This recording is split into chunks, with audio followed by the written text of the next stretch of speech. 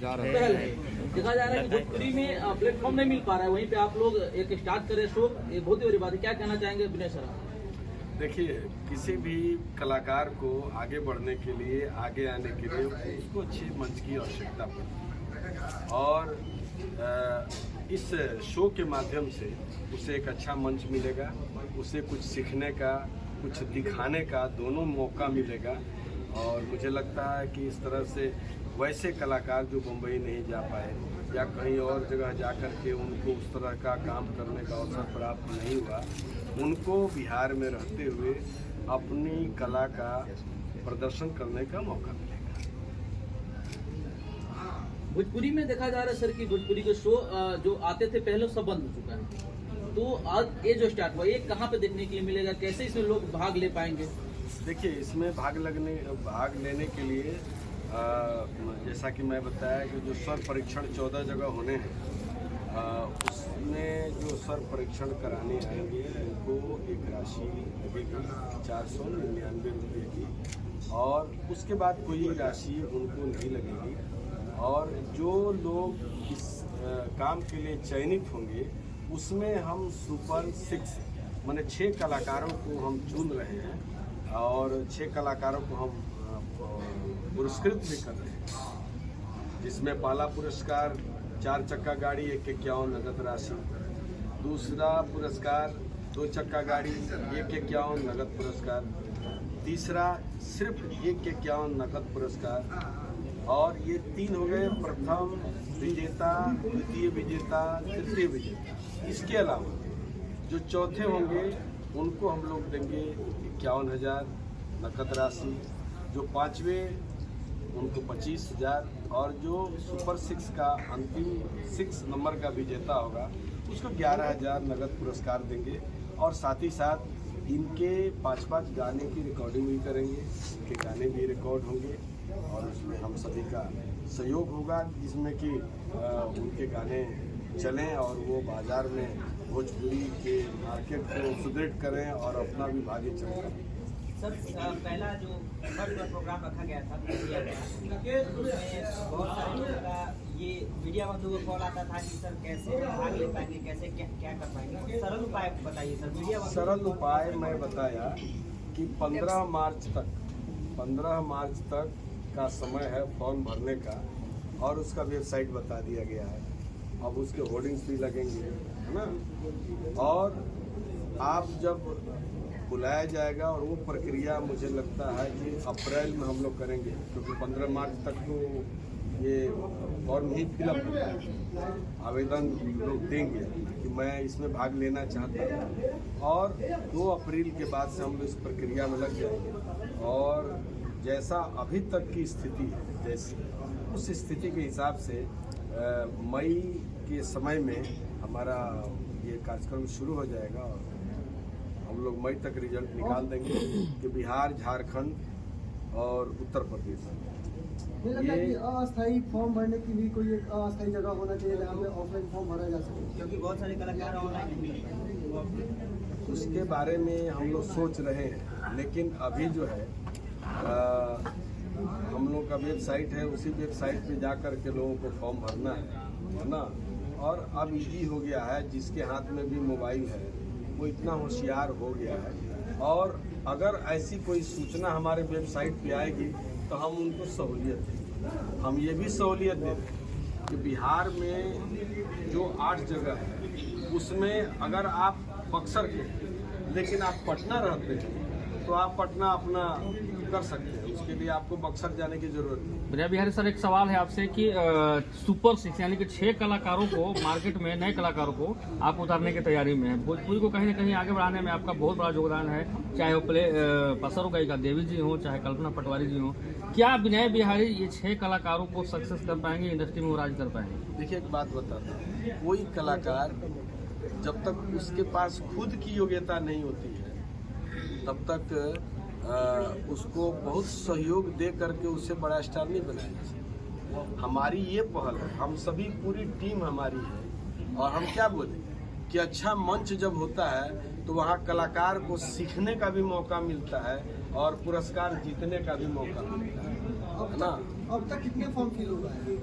अभी तक मुझे लगता है कि 500 के आसपास फॉर्म जो है वो आवेदन आ चुका है और मुझे लगता है कि 15 मार्च तक हमारा टारगेट तो ज़्यादा है, लेकिन मुझे लगता है कि आप लोगों के सहयोग से, बिना आपके सहयोग से नहीं, क्योंकि हम यहाँ बोल रहे हैं और आप ही के माध्यम से गांव-गांव, गली-गली उन कलाकारों तक बात पहुँचेगी और वो कलाकार फिर इसमें शामिल होंगे। ज़्यादा हो तो अच्छी बात है, लेकिन हम लोग ये मान के चल रहे हैं कि 5000 के आसपास ना अगर कलाकार आ जाते हैं तो 5000 कलाकारों में से जो सुपर 6 होंगे वही भविष्य के पवन सिंह होंगे, खेसारी लाल होंगे, देवी होंगी, कल्पना होंगी ना। क्योंकि क्या होता है, बदलाव, परिवर्तन, पुराने पत्ते झड़ते हैं, नए पत्ते आते हैं, अवस्था किसी की भी व्यवस्था को हिलाती रहती है ना। तो एक समय आज शारदा पद्म श्री शारदा सिन्हा जी नहीं है, पद्म श्री, पद्म भूषण, पद्म विभूषण सब उनके पास आज नहीं है, लेकिन हम कहते हैं नहीं कहाँ, उनकी आवाज़ हमारे दिल में है, कानों में है। तो कलाकार मरते नहीं हैं, लेकिन बूढ़े तो होते हैं, बूढ़े होते हैं, उनकी आवाज़ जो है एक समय आती है ना कि हम जिनको सरस्वती बोलते हैं, लता मंगेशकर जी को भारत रत्न मिला, उससे बड़ा सम्मान तो भारत में नहीं, लेकिन आज वो हमारे बीच में है। लेकिन आज उनकी आवाज़, वो गाना है मेरी आवाज़ ही मेरी पहचान है, तो कलाकार अपनी आवाज़ छोड़ जाते हैं। नहीं, ये तो अभी जो है देवी जी के पास अभी कम से कम 40-45 साल है अभी ना, 40-45 साल है ना। मेरे हिसाब से कम 3 युग, एक 12 वर्ष का एक युग होता है अपने हिसाब, जो हम लोग बोलचाल भाषा बोलते हैं। मैं ये कह रहा हूँ कि हम सभी इसलिए बैठे हैं कि हमारे बाद भी इस परंपरा को आगे बढ़ाने वाला, मैं क्या बोला, मैं बोला अभी कि देवी एक इतिहास है और देवी ने ये सिद्ध किया कि गंदा गाना न गा करके भी लोगों के दिल में आप अपनी जगह बना सकते हैं। अगर तुमको कहीं उदाहरण नहीं मिले तो मेरा नाम भूल से भी याद रख लेना, है ना।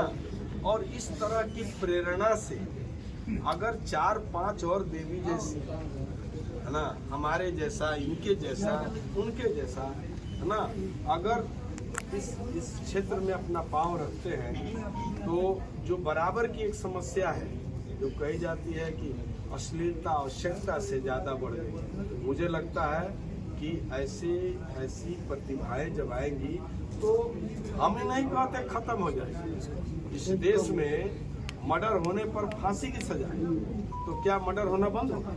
लेकिन कम जरूर होगा, है ना।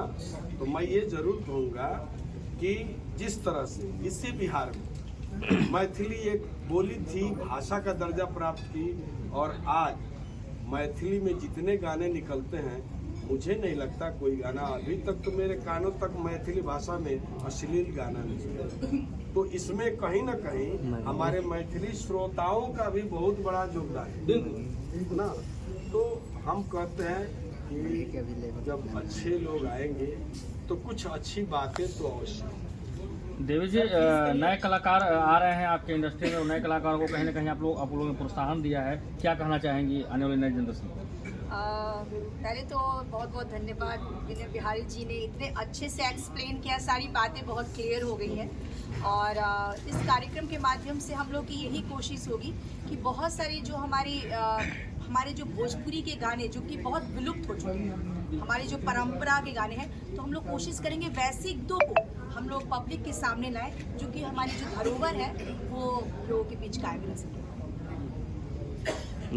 लेकिन एक चीज रहता है सर, हमेशा से जो सुपरस्टार शो जो है, बहुत सारे लोग तो मन में सवाल आता है कि टीवी पे आएगा, कहाँ आएगा देखने के लिए, कहाँ पे भाग लेंगे, तो मेरा शो कहाँ आएगा? वेबसाइट जो है उसी के लिए होता है। आज आप भी समझ रहे हैं, कोई सिनेमा हॉल में तो ये सिनेमा जैसी चीज़ चलेगी नहीं।